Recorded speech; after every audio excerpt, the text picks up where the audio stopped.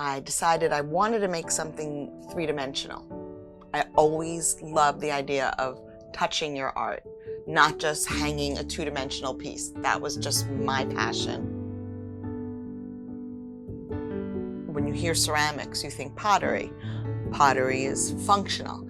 I make work that's not functional in a sense that I want it to be decorative. When you look at it, it's pleasing to your eye. It makes you happy. It's calming. It's joy.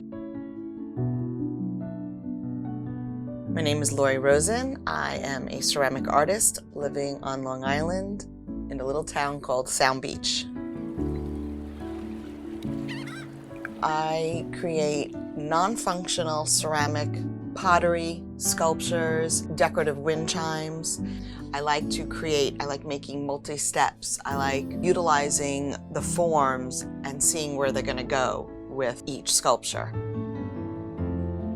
I stay inspired by meeting new people, especially because the way I sell my art, doing the craft shows, I meet a lot of people. Sometimes they've been, encouraging. Some people have their own negative, but you take it and you absorb it, and then you kind of put out what you want and makes you even happier. I was lucky enough while I was in college to have an amazing professor who encouraged me in a way to look at clay as sculptural. And that just got me so excited because I love thinking outside the box. And so for me, making really amazing sculptures is the way I love to create. Building, sculpting, carving, paddling the shapes, just giving it a different edge to what you think of when you think of clay. I love using low fire clay. I use red or white, depending on the type of glazes I'm going to later on use. I don't want things to be totally perfect, little lumps or bumps, but I try and make it as smooth as I feel comfortable that I'm happy the way it looks at that time. When I have enough work to fill a kiln, that's what all our ceramic artists want. You need to completely have your kiln filled because you don't want to waste any space because electricity is expensive. I like to incorporate mixed media. So for me, I had decided that I wanted to make these pottery shapes, including driftwood.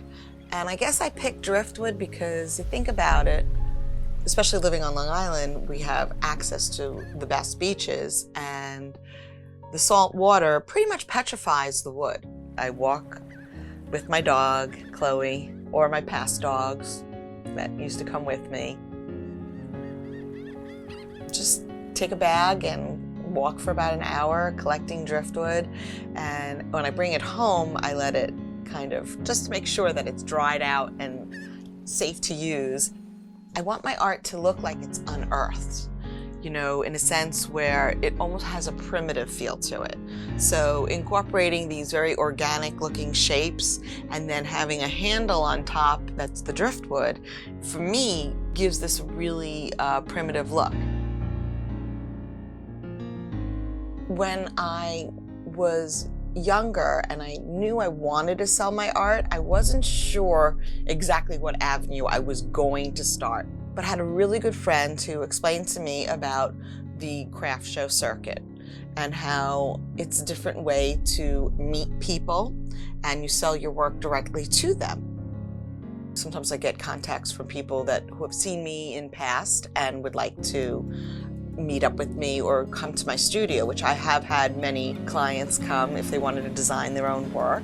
That I love the best because then I get to work with somebody one-on-one and just really create something that they get excited about, that they're, helping the artist kind of tap into what, they can be creative also.